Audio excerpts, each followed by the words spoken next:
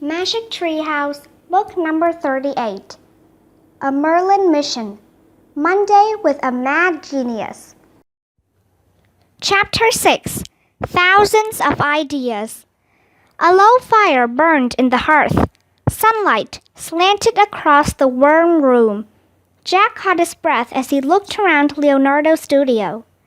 There were mirrors, wooden trunks, globes, paint pots, and brushes.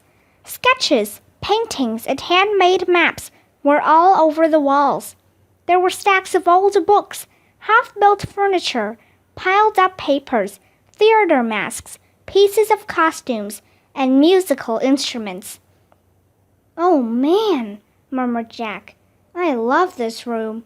"Me too," said Annie. "Please, sit at my table. Let me get you something to eat," said Leonardo. He pushed a bunch of things to the side of a long wooden table and pulled up 2 chairs. "Thanks," said Jack. He and Annie sat down. Leonardo took the cheese and bread from the basket by the door and gave some to Jack and Annie.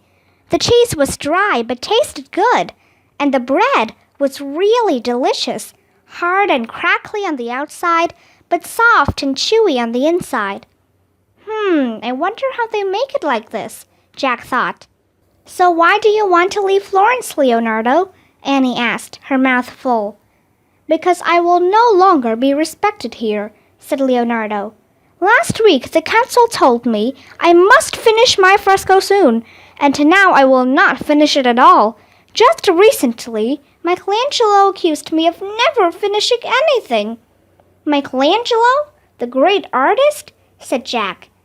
Leonardo snorted. "You think Michelangelo is a great artist? Have you seen his statues? Those men with their big muscles? They look like sacks of walnuts." Jack and Annie laughed. Leonardo tried to hide a smile as he looked at them. "In truth, Michelangelo is a great artist," he said. "Still, he should not accuse me of never finishing anything, even if it is true."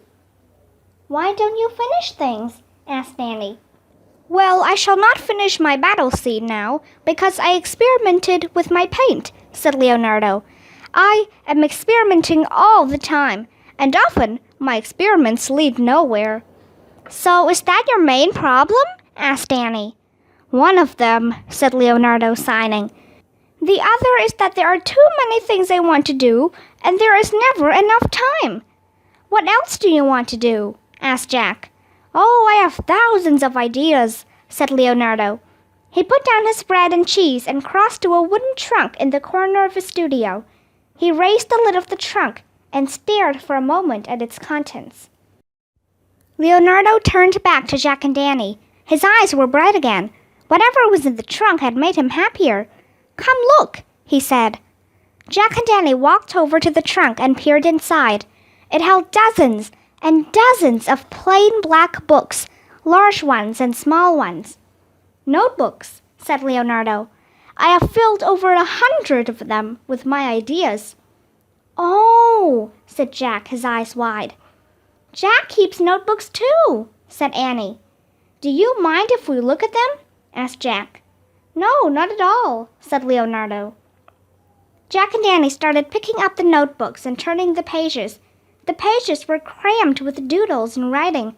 They showed sketches of people's faces, animal heads, flowers, trees, rivers, mountains, the sun, and the moon.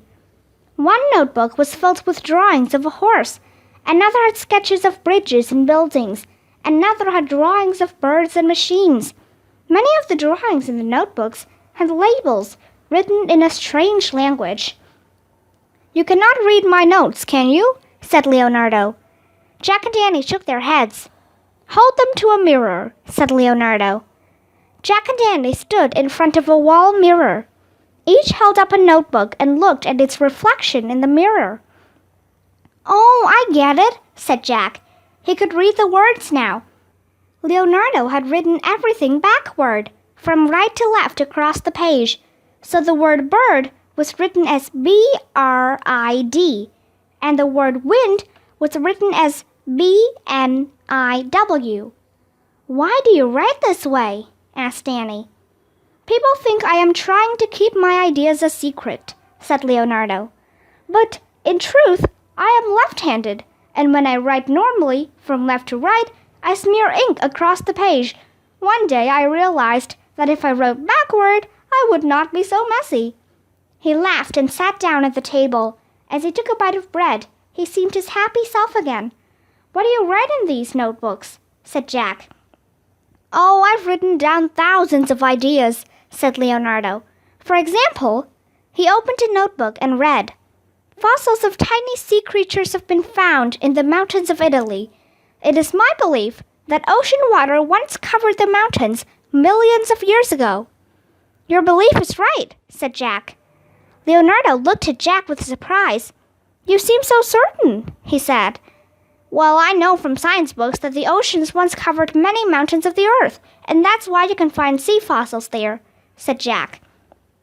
We read lots of books, said Annie. Indeed, said Leonardo. Then he picked up another notebook and read, If a wolf stares at you, your voice will become hoarse. That's not true, said Annie. It is not? Said Leonardo. Well, think about it, said Annie. How could an animal make a person hoarse, and why would they want to? Leonardo nodded. Yes, I think I agree with you, he said. He cleared his throat. Then he read another idea. A spider hatches its eggs by staring at them. No, said Jack and Danny together. No, said Leonardo. Trust us, said Jack, smiling. This is really fun, he thought, knowing more than a great genius. Scientists have discovered a lot since Leonardo's time. All right, I don't know why, but I shall trust you, said Leonardo. He turned some pages and read, The moon may be bright because it is made out of rippling water. Jack shook his head. Actually, it's made out of rocks, he said. It's bright because it reflects the light of the sun. Jack knew lots of facts about the moon. And did you know there's no wind on the moon? Said Annie. So someday, when people walk there, their footprints will last forever. Leonardo grinned. Wonderful, he said. I fear you are both speaking nonsense, but I like your original thinking. He turned the page and read another entry. There must be a way to use a natural force, such as steam or wind, to help people do their tasks in less time with less work. That's a great idea, said Jack. Maybe someday steam engines could run ships, or maybe steam could help run a train. A train? Said Leonardo. Yes, a train, said Annie. A train is this thing we've imagined. It's like wagons connected to each other, said Jack, and they run over tracks that go across the land. Interesting, said Leonardo. He closed his eyes as if trying to imagine it. And then there's planes, said Annie. We've imagined these things called planes. Yeah, said Jack. They have wings and they fly you through the air. Like birds, said Annie. Leonardo sat up very straight. You imagine such a flying thing is possible? He asked. We're positive, said Jack. Leonardo leapt to his feet. You have been sent to me as a sign, he said. A sign of what? Said Annie. Leonardo's eyes were gleaming. I too believe humans can fly like birds, and today I shall prove it. You will? Said Jack. Yes, until now I have been fearful of testing my idea, said Leonardo. But the two of you have given me courage. What is Leonardo talking about? Jack wondered. I am sure my plan will work now, said Leonardo, and it will bring me everlasting fame. We don't really know that much about flying, Jack said. Yeah, we were just imagining, said Annie, but Leonardo had grabbed his cap and cloak. Come with me, friends. He headed out to the courtyard. Jack grabbed his bag, and he and Danny followed. Leonardo jumped into the horse cart and picked up the reins. Climb in, he said. Jack and Danny climbed into the cart and sat beside Leonardo. Today the great bird shall rise aloft high into the sky, said Leonardo, and the universe shall be filled with wonder. Chapter 7. The Great Bird. Leonardo shook the reins. The white horse clopped out of the courtyard and into the street. "So where are we going?" Annie asked. "To a steep hill just outside the city walls," said Leonardo. "One day you will tell people that you were with me on this historic Monday. You saw the mad genius, Leonardo da Vinci, and his great bird." "Cool, but can you tell us exactly what you're planning to do?" said Jack. "For 25 years I have sketched birds and bats," said Leonardo. "I have studied all their movements, their gliding, their flapping, their landing, and their rising into the air. I have asked myself over and over, why can a person not fly as birds do? So, years ago I began building my great bird." "Your great bird?" asked Annie. "Ha ha!" laughed Leonardo. "Wait and see! Wait and see!" The horse pulled the cart through the city gates, heading into the countryside. The chilly air was warmed by bright sunlight. Leonardo tugged on the reins, and his horse turned off the main road and started up a narrow, rocky path. The cart bumped past pale green olive trees and yellow fields of wildflowers. Soon it came to the bottom of a steep hill. Leonardo pulled the reins and his horse halted. "There, can you see it?" he said. "My great bird." He pointed to a strange-looking structure on the top of the hill. "What is it?" asked Jack. "The wings are like those of a bat, only much, much larger, large enough for a man," said Leonardo. "About a month ago, on a moonlit night, my apprentices and I brought it to the top of this hill. I did not have the confidence to try it then, but now I do." Jack was confused. He knew people didn't fly airplanes until the beginning of the 1900s. Maybe you should work on this one a little longer," he said. Maybe... No, today's the day, I feel it," said Leonardo. "Stay here and watch." Leonardo leapt down from the cart and took long strides up the steep slope. "Quick, look up Great Bird in the Leonardo book," Annie said to Jack. Jack pulled out their research book and looked up the Great Bird in the index. "It's here," he said. He found the right page and read aloud. "Leonardo da Vinci spent years making a flying machine that he called the Great Bird. But not until the invention of lightweight motors, nearly 400 years after Leonardo's time, would human flight be possible. It is not known whether Leonardo ever tried to fly the Great Bird. If he did, he surely crashed." "Oh no," said Annie.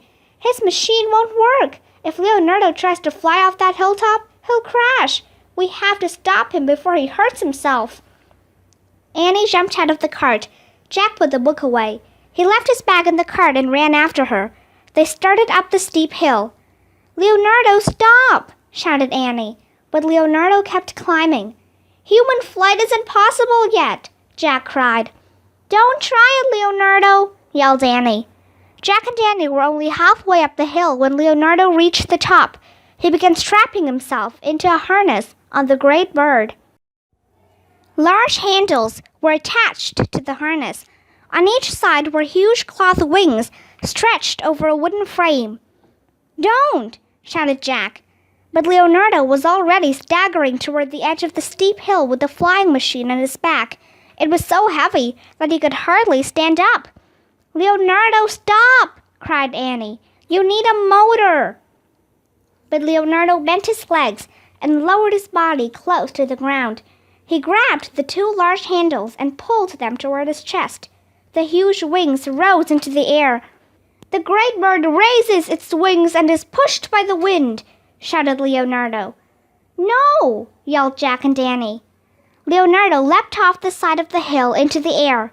A gust of wind lifted him. As the wind held his wings aloft, he pushed and pulled on the handles. The wings moved up and down. But Leonardo couldn't make the wings flap fast enough. Though he pushed and pulled wildly on the handles, he soon began falling through the air until wings and wood and Leonardo all crashed to the ground. "Leonardo!" yelled Annie. Jack and Annie charged down the hill.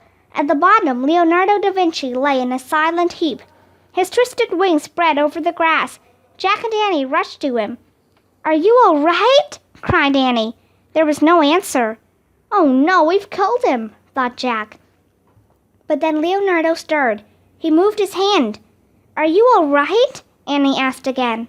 Leonardo moved his other hand. He rolled over on his side and unbuckled the straps of the harness. He crawled away from the flying machine and hauled himself into a sitting position. His face was scraped and red. "Are you all right?" Annie asked once more. Leonardo looked at her. The light had gone out of his eyes. "No," he said in a quiet voice. "I am not all right." "Did you break something?" asked Annie. Leonardo stood up. He stared at the twisted and torn wings of the great bird. He sighed deeply. "Only my heart," he said. "Only my heart." Leonardo turned and limped across the grass back toward his horse and cart. Jack and Annie followed. When Leonardo got to the cart, his white horse snorted, as if trying to comfort him. Leonardo pressed his head against the horse's neck. Annie stepped toward him. "Why is your heart broken, Leonardo?" she asked quietly. Leonardo looked back at the hill. "All my life, I have started projects that have come to nothing," he said. "My towers and bridges have never been built. My scientific ideas have never been proven." "But," said Annie. Leonardo went on. "For years, I've made drawings of an enormous horse I planned to sculpt for the Duke of Milan. But in the end, that work came to nothing too. I finished only a few paintings. I could not even finish my favorite one, a portrait of a lovely lady of Florence. Today my fresco in the hall of the Great Council was ruined, but always, in spite of all my failures, one thing brought me comfort." "What?" asked Jack. "I knew someday I would be the first person in the world to fly," said Leonardo. His voice quavered. "Talking with the two of you, I knew the time had finally come to test my machine." "We're sorry," said Annie. No, I had to test it sooner or later," said Leonardo. "But now that dream too has come to nothing. I will never achieve fame by flying. I will never fly." He hung his head and stared at the ground. "I shall go home now. I shall burn all my notebooks and my unfinished paintings and inventions. I shall leave Florence and never return." "Oh no," said Jack. "Wait a minute," said Annie. "You will fly." "Annie," Jack warned. Since the machine would never work, he didn't want her to give Leonardo false hope. "You are going to fly, Leonardo," said Annie, "and you're going to love it." "Annie, human flight is impossible at this time in history," Jack whispered to Annie. "A person needs a motor. We don't have a motor." But Annie paid no attention. "Hold on, everyone," she said. "I have to get something." She climbed into the cart and reached into Jack's bag. When Annie turned back around, Jack gasped. He had forgotten all about the wand of Dianthus. Chapter 8. Wings. Annie held up the wand. "Close your eyes, Leonardo," she said. Leonardo just shook his head. "Please," said Annie. "Just for a second." Leonardo put his head in his hands. "Listen," said Annie. "This morning you said that a great artist has to combine observation with imagination." Leonardo barely nodded. "Well, watch out, because this is the imagination part," said Annie. She waved the wand at Leonardo, then at herself and Jack. Counting the words on her fingers, she said in a loud, clear voice, "Make us fly like birds." Leonardo's arms whipped out to his sides. They sprouted long, grayish feathers. He let out a yelp. The next thing Jack knew, his arms had turned into feathery wings too. So had Annie's. "What's happening?" cried Leonardo. "Wings," said Annie.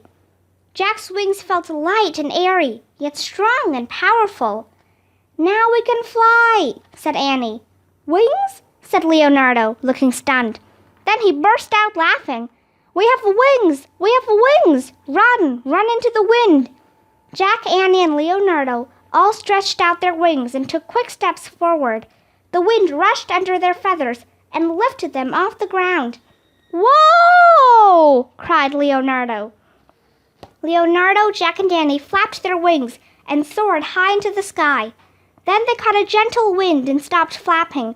Twisting this way and that, they glided in a big circle above the countryside. Jack felt as light as the wind. His heart beat wildly. "Incredible, huh?" yelled Annie. "Best flying ever!" shouted Jack. Jack and Annie had flown lots before. They'd flown on a dragon, on a bicycle, on a winged lion, on a magic carpet, and on the back of a white stag in Camelot. They'd even flown as ravens over a haunted castle. But this was the first time they'd ever flown on their own, just as themselves. "Follow me!" cried Leonardo. He tilted his wings and flew out of the circle. Jack and Annie flew after him. They all swooped high up over the quiet hills and glided through low clouds. The cool, wet mist blew against Jack's face. He felt as if he were swimming through the sky, as if the clouds were water keeping him afloat. Laughing and whooping with delight, Leonardo led Jack and Annie out of the clouds and down over the yellow meadows and the pale green olive groves. "Hello!" Leonardo shouted to farmers plowing a field, but the farmers didn't look up. "Hello!" he called to grape pickers working in a vineyard, but they didn't look up either. No one on the ground looked up, but all the birds in the sky seemed to take notice. Birds cawed and swooped near them, as if welcoming them to their world. Birds flew alongside them and spread out in front of them, leading them over the city walls of Florence. Jack, Annie, and Leonardo circled with the birds over the sea of red-tiled roofs, over the great dome of the cathedral, and over the bell tower of the Palace of the Great Council.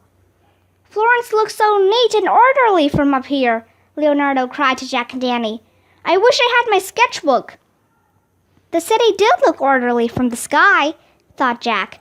The busy market with its rows of stalls and tents, the narrow lanes with the brightly colored clothes waving from clotheslines, the long covered bridge, the winding sparkling river. Jack, Annie, and Leonardo soared with the birds back over the city walls out to the countryside. They glided over the olive groves and vineyards. Then they circled above the spot where Leonardo's great bird lay broken in the grass. The bird swooped up and vanished behind the clouds. Leonardo, Jack, and Annie glided down toward the ground. They opened their wings wide, and then, gently and easily, their feet touched the grass. Their wings fluttered with tiny beats, and the three of them took quick hopping steps before coming to a full stop. When Jack, Annie, and Leonardo were steady on their feet, their long feathers disappeared and their bird wings became arms again. Leonardo looked dazed. He stared up at the sky. Then he staggered a few steps and fell face down into the grass. "Leonardo?" said Annie. "Oh no," thought Jack. "He's had a heart attack." "Leonardo?" said Annie. She knelt down near him. Leonardo rolled over and stared up at Jack and Annie. What just happened?" he stammered. "Did we fly? Did we really fly? Or was it a dream?" Well, Jack didn't know what to say. To explain the wand to Leonardo, they'd have to start way back at the very beginning with Treehouse, Morgan, Merlin, Teddy, Kathleen, Dianthus. It would take forever. "Well," said Annie, "one day a long time ago, we were playing in the woods and we saw Annie." Jack shook his head. Annie frowned. "I guess it can't really be explained," she said. Leonardo looked up at the sky. No, he said. "I think you are right. Perhaps some things should remain mysteries and are better kept in our hearts. We should try not to explain them." "That's an amazing statement," Jack thought, "from a person who always tries to explain everything. But if I had to explain it, I would explain it this way," said Leonardo. He leapt to his feet. "For years, I wrote down all my observations of bird flight. I made hundreds of drawings. These things helped me build my flying machine. But in the end, something was missing, something very important." "What?" asked Annie. "The spirit of a bird," said Leonardo. "A bird is not just a machine. A bird has a spirit, and with the two of you, I somehow gained that spirit. If only for a short time, and if only in my imagination, we all became more bird than human." And did the spirit of the bird mend your heart? Annie asked. Leonardo smiled. Yes, my heart is mended now. I am ready to leave this dream behind and move on to others. And it does not matter that the world will never know of my great triumph. So maybe fame isn't the secret of happiness? Said Jack. Absolutely not, said Leonardo. I know that now. We must do what we do to satisfy our own hearts. For instance, I am working on a painting now. I love it. I do not care if others ever see it. Oh no, what time is it? He jerked his head around to look at the sun. I must go. I will be late. Late for what? Said Annie. To meet my model at the studio, said Leonardo. The woman I am painting in the portrait I was just talking about. We must return. Jack, Annie, and Leonardo hurried back to the cart and climbed in. Leonardo snapped the reins, and the white horse started clopping back toward Florence. Chapter 9. The Smile. At first, no one spoke on the trip back. It was as if they didn't want to break the spell of joy that had settled over them. Even though Jack was bumping up and down in the cart, he could still remember the feeling of flying smoothly through the sky.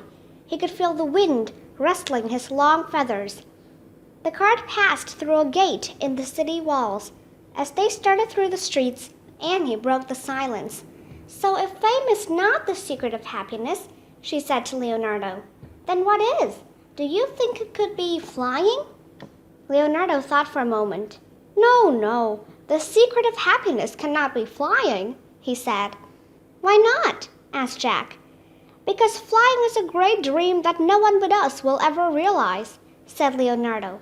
Surely happiness cannot be only for us. True, said Annie. So what do you think the secret is? Asked Jack. Leonardo was silent. Then he sighed. I must think about it, he said. Jack looked worriedly at the sky. The sun would go down soon and night would come. According to their rhyme, they were supposed to leave when the night bird sang its song. How long do you think it'll take you to think about it? Jack asked. I do not know, said Leonardo. Right now, all I know is that I must hurry to meet with my model. She is already unhappy enough without my being late. Why is she unhappy? Asked Annie. She will not say, said Leonardo. Perhaps she is tired of posing for me. For 3 years, she has been sitting for her portrait. Whoa, that's a really long time, said Annie, especially if you are just sitting. Yes, it is, said Leonardo. Lately, she will not even smile.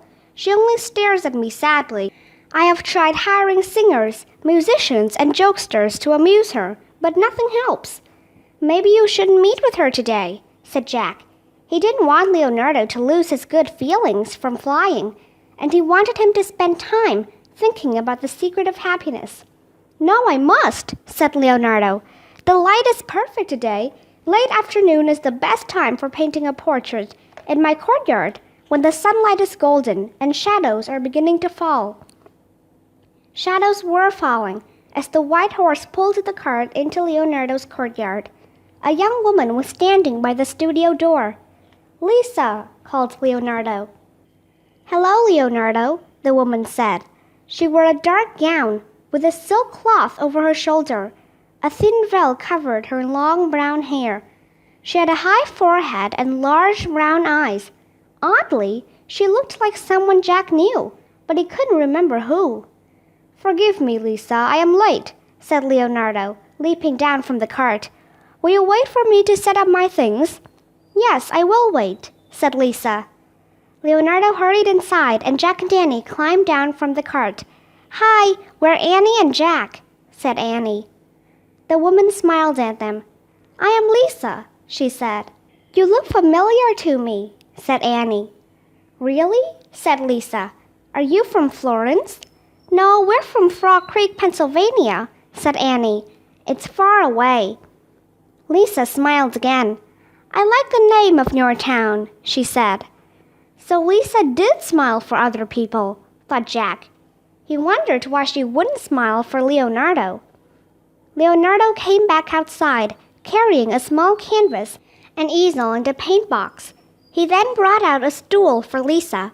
She sat down and folded her hands. Leonardo placed the canvas on his easel. As he prepared his paints, Jack and Danny looked at his painting in progress. "Nice," breathed Danny.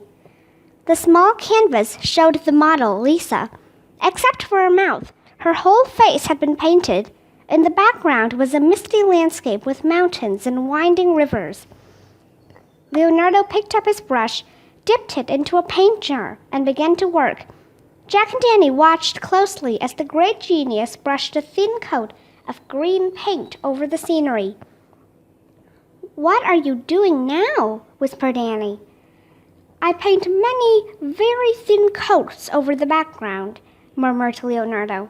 "This casts a soft green light over everything, so it all blends together like smoke, and you cannot tell light from shadow."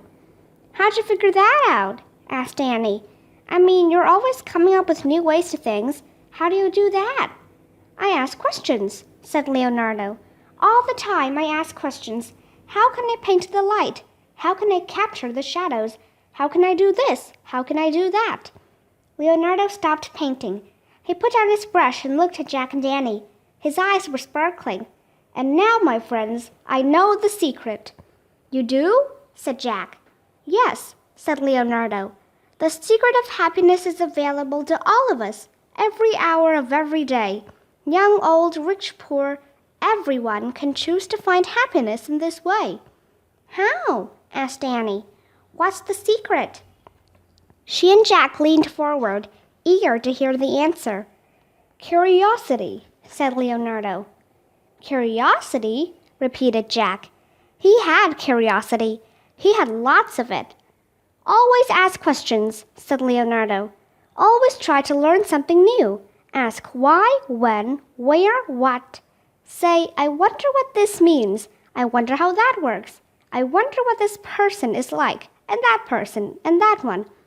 I am always searching for answers to things I do not understand." "Me too," said Jack. "And so I look forward to each new day, each spring and summer and fall and winter, and all the months and years ahead, because there is so much to discover," said Leonardo. "Me too," said Annie.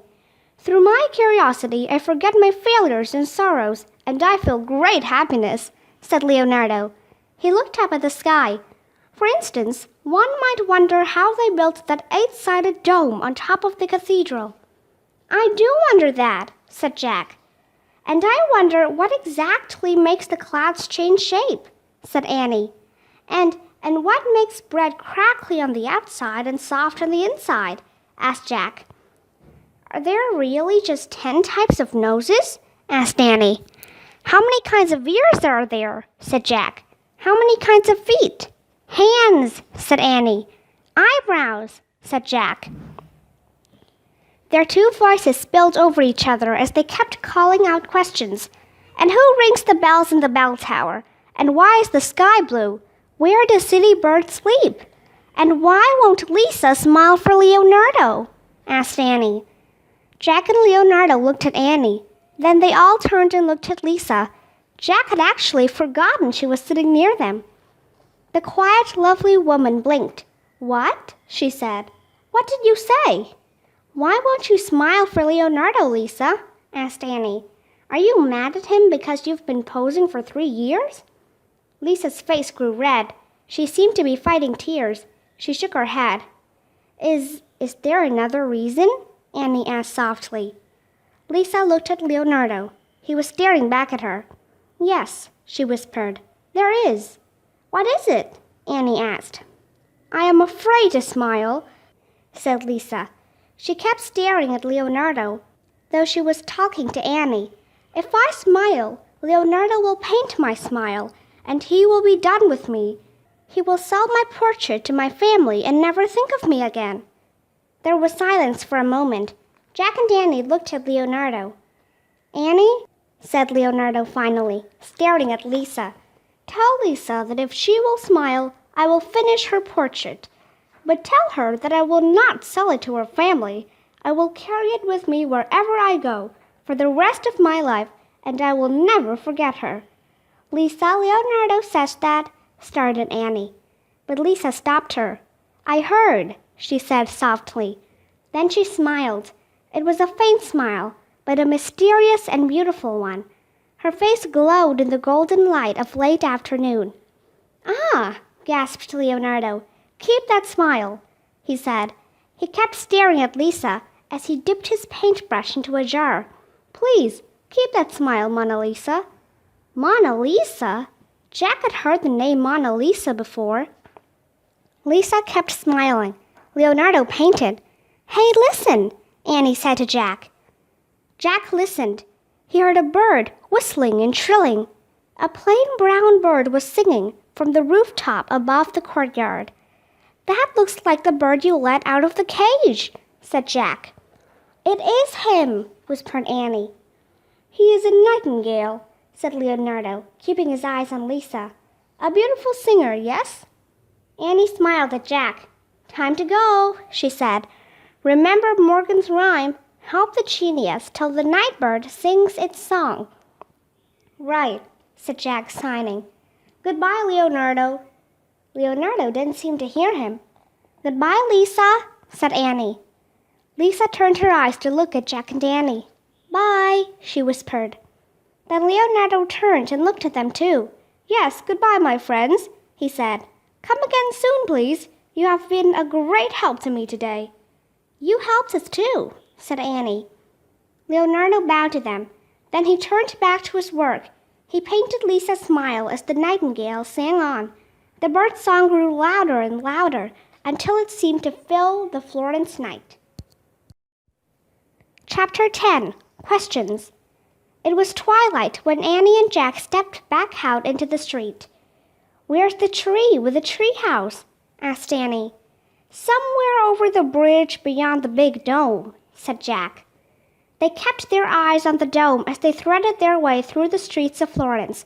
When they came to the cathedral, the square was quiet. The cathedral's great doors were open. Jack and Annie could see candles burning inside. Jack and Annie kept walking and soon came to the market. The hundreds of tents and stalls were all closed for the night. The square was empty. Jack and Annie returned the way they had come that morning. Walking down the same narrow lanes, they saw that all the shops were closed now, too. They crossed the covered bridge and walked along the flowing river, past quiet houses where smoke curled from chimneys into the darkening sky. Finally, Jack and Annie came to the hedge that hid the tree with the tree house. In the gray light of dusk, they climbed up the rope ladder. Before we go home, I want to look something up, said Jack. He pulled their research book out of his bag and looked in the index for Mona Lisa. He found it and turned to the right page. Look, it's Lisa, said Annie. Jack and Annie stared at a picture of Leonardo's painting. It looked exactly the same, except now there was a smile on Lisa's face, the same smile they'd just seen in real life. Jack read aloud.